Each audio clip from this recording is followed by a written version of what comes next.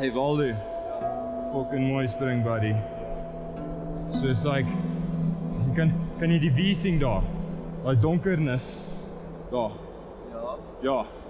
En vir donker kan jy hom so bring. Are you guys ready? Rolling. Gonna give a 10-second count. 10, 9, 8, 7, 6, 5, 4, 3, 2, 1. See ya!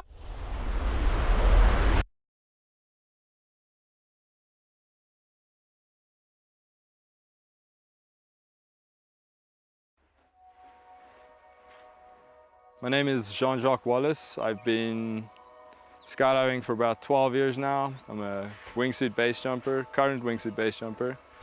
Wingsuit base jumping is super exciting. It's like a sport that pushes everything, all your limits, all your mental capabilities, everything physical about you, and that's super exciting. JJ had a lot of spare time on his hands, so he used it wisely to find pretty much every single location in South Africa on Google Earth where you can base jump, and he marked it. And it will probably make any normal computer crash as soon as you try and open it. As soon as I saw Mponjwane, this remote tower, I knew that's the one, you gotta go jump it.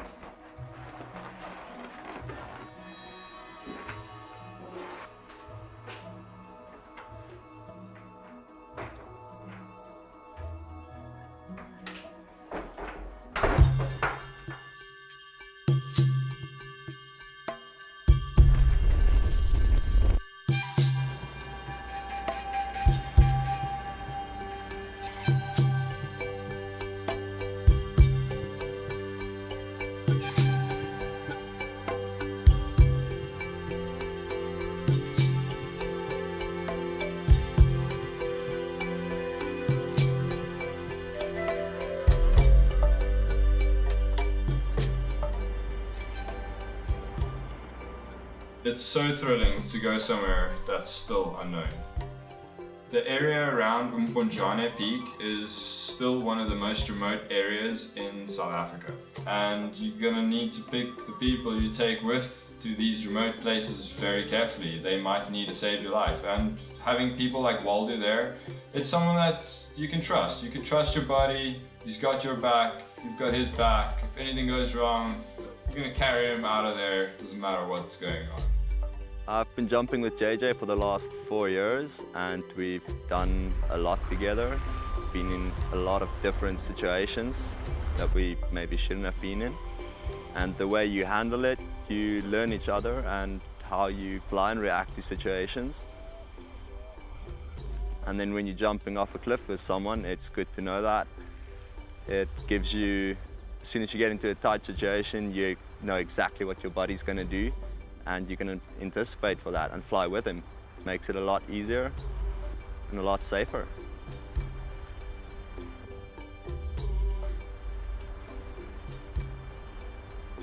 On the way up to the Mponjwane area, we came through the Mponjwane Valley up into Rockery's Pass, and the local people down there are Zulu. On top of the Drakensberg, you get the Lesotho people, the Basutus, and they're super hardcore folk. They got to deal with high altitude, really cold weather, and they're normally like tough-skinned dudes that are just like super hardcore. There's a lot of kids running around all day, every day, looking for sweets, and lots of it. Even the parents want the sweets. So when you come here, bring a big bag of sweets. The kids at the bottom make you realize that you don't need money to be happy. Living in the mountains, living in the most beautiful place on the earth, you could just have barely anything and be living in the most remote area in the world, and you would have a rich life. Arriving at the Drakensberg, you can see all the potential. There's cliffs all around. It is really a beautiful place. It's majestic, it's big, it's got really big drops, big cliffs, beautiful prominent peaks like Mponjwane. but it has its responsibilities with it. It's not so simple. You got to be a bit more experienced. You got to just be careful and commit.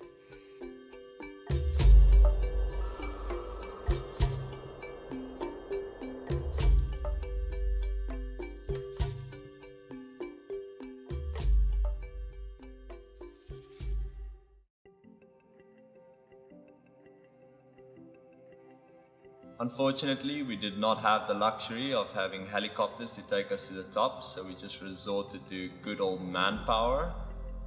And climbing and hiking to your exit point makes you appreciate the jump just way more. Maybe back in the 80s we could afford helicopters, but nowadays they're pretty expensive. So yeah, we got hiking, good 4x4 going on there. You get dropped off at the beginning of the hike, and then you start marching. It takes you a while. After about like three and a half, 4 hours, you're at the bottom of Rockery's Pass. So we're now just past Nguza stream, and we're going up Rockery's. See it back there. Probably still quite a while. These bags are heavy. You can feel the burn. I don't know, getting a few cramps in your legs. How are you feeling, Waldo? I'm still fine. And then you just stare up at endless zigzagging road, and it takes a while to get up there. You're tired.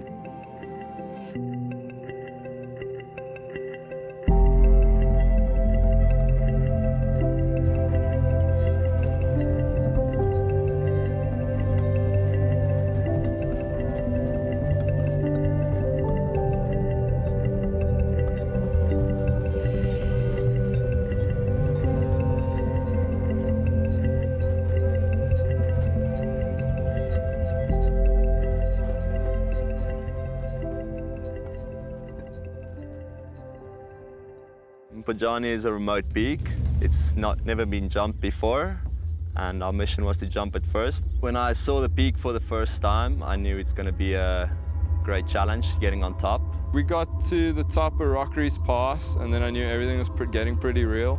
You start seeing Mponjwane Peak, and it just starts getting bigger and bigger and bigger, and as soon as you get there, you realize the scale of this peak is huge.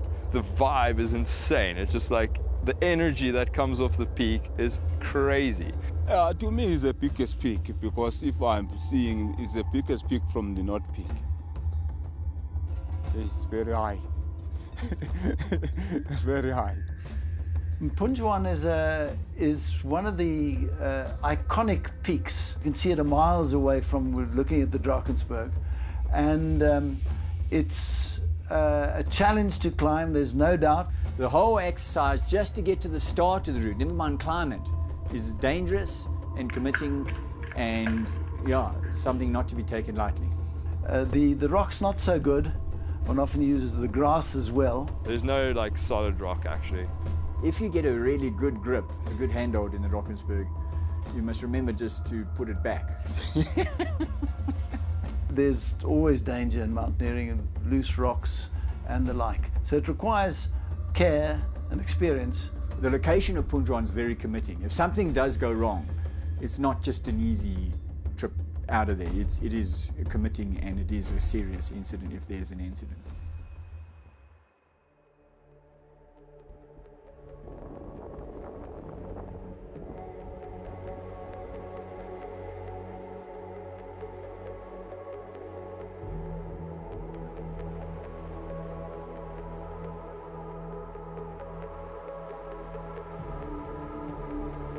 JJ. Fun, bro. Fuck yeah, dude. Have a look at you and Punj there. Oh yeah. God. Okay, 3, 2, 1, see ya!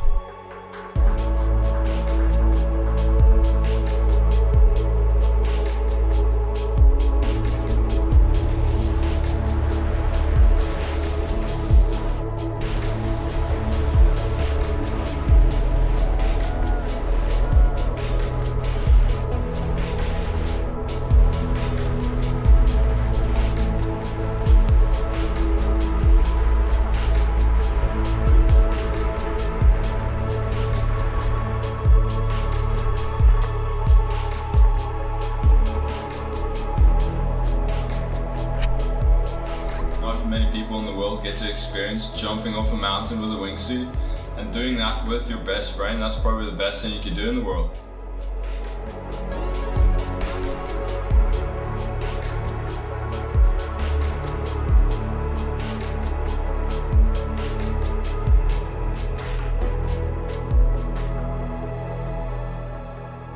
Once JJ gets an idea in his head, he gets obsessed, and it's really difficult for him to let it go. I'm not really a climber. Like, I've been climbing a little bit. I built a little rock climbing wall at my house, but it doesn't do any justice to what's out there. I was contacted to coordinate this crazy adventure to get a number of total beginners up a high, dangerous, remote peak in the Drakensberg. Neil called me like 2 months before we even came and done this mission. He's like, "Do you guys know how to do more?" I'm like, We'll learn really fast. When I saw the peak for the first time, I knew it's going to be a great challenge getting on top. So the one thing about this expedition that was like super gnarly has always been the climbing side of it. Access to the peak is really difficult. It's a massive rock climb you have to do. You're exposed. That thing is a huge piece of basalt rock just waiting to eat you. Wat is Waldekie? High five. Waar is die punch al agter? Dis die guy ding. Sien jy hoe hektiek dit is? Ek's fucking bang.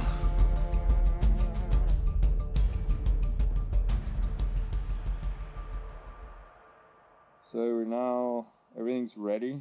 We're up in Mponjwane cave, and now it's a waiting game. We're gonna have to wait for the weather to get perfect.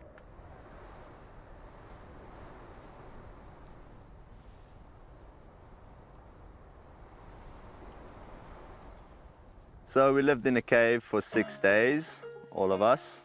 Well, day one was pretty nice, a little bit dusty, but not too bad. But after day two, things started getting pretty grimy.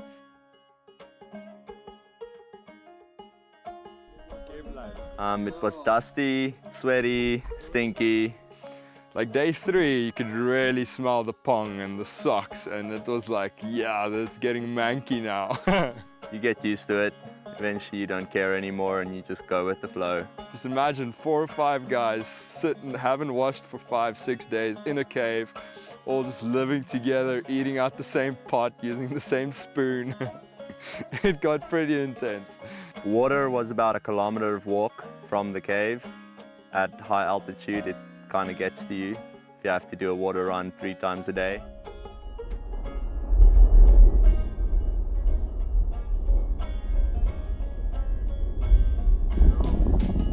Jacques, do you want to tell us what's happening right now? Yeah, we ran out of water, and so we're going to go down to the river, and it's about, I think it takes about an hour, I guess. It's soaking. Yeah, it's quite miserable right now. It's really cold. Let's go to the mountain, they say.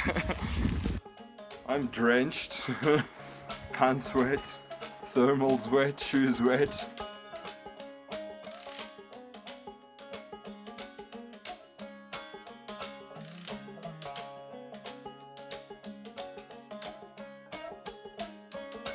Taking all these beginners to the big mountains, and they get their thermals wet. Hey, Jacques? Yeah, fucking idiot.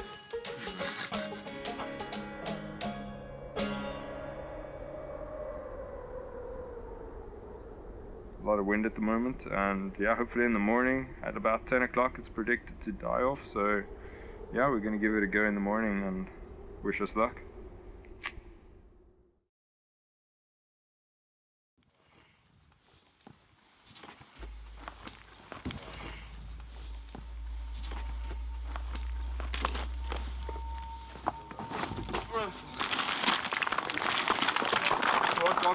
Rock. Cool? Okay.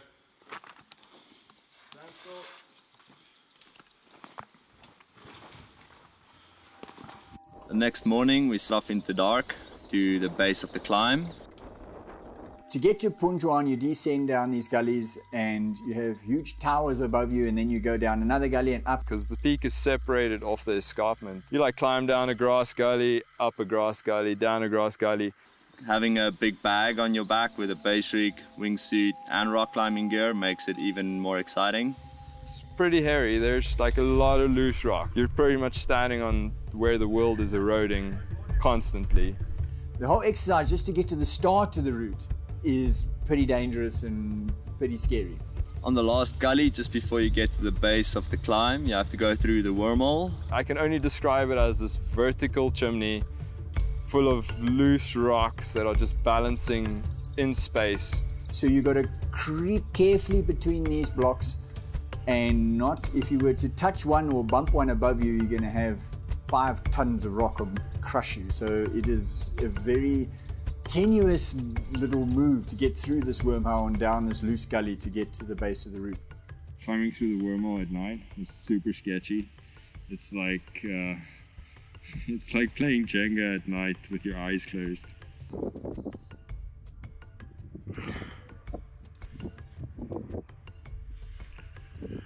Slow is pro.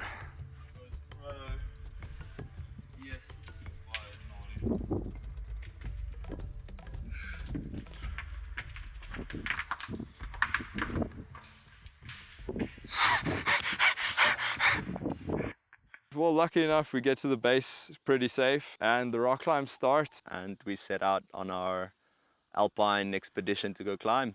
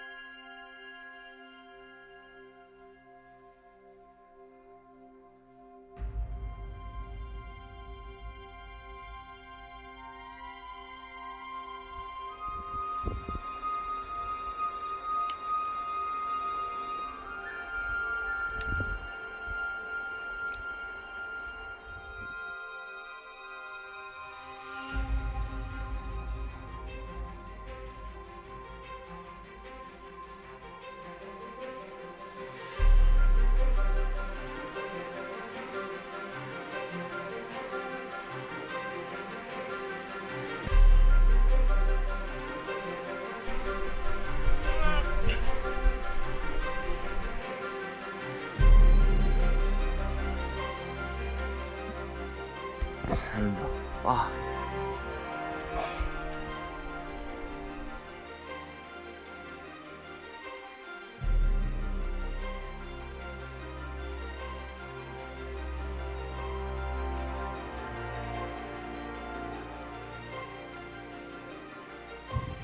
Don't need to get any higher than that. The top of Mponjwane. Woo! Woo!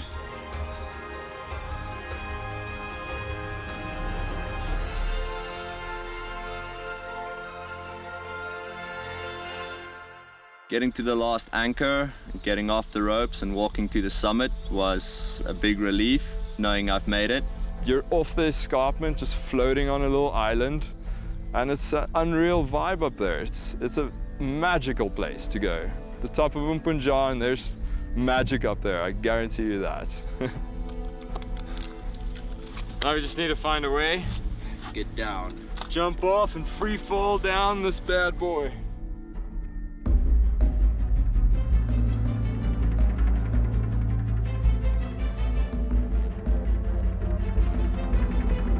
Solid 5 seconds.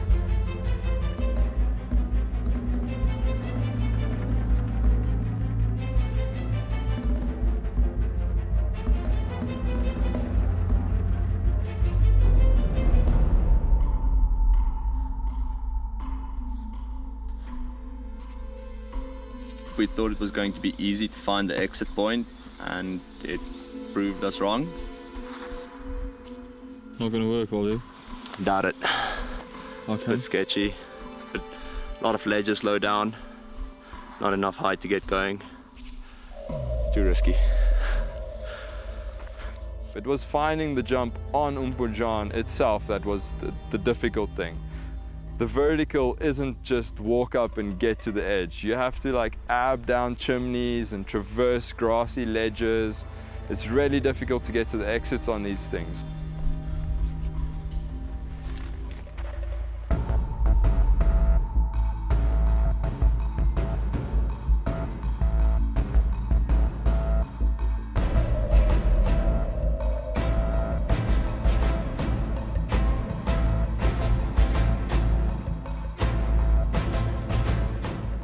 We had to abseil about 30 meters to get to an exit point that was suitable for us to jump. Pretty happy about the jump.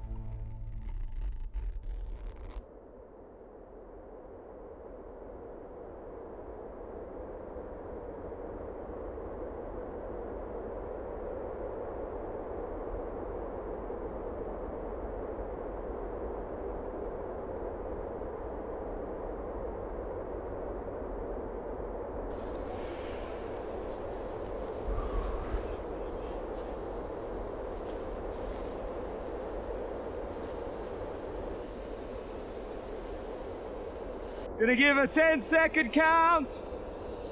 10, 9, 8, 7, 6, 5, 4, 3, 2, 1. See ya!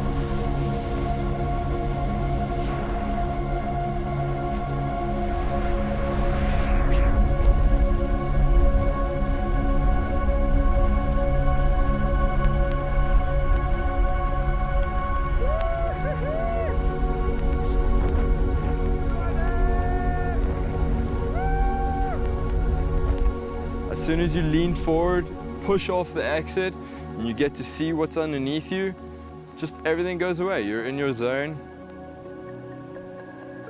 Jumping off Mponjwane, you have two choices. You can either go right and you can fly on terrain, on a spine. Feels like you're flying on a dragon's back.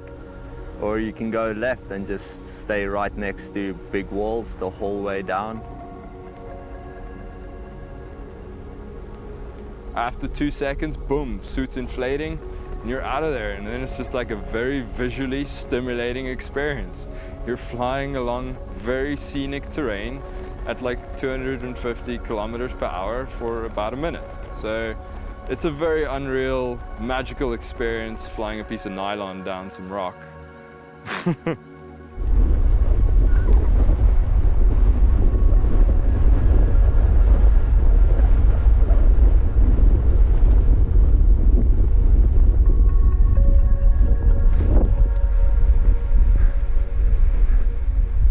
Fuck yeah!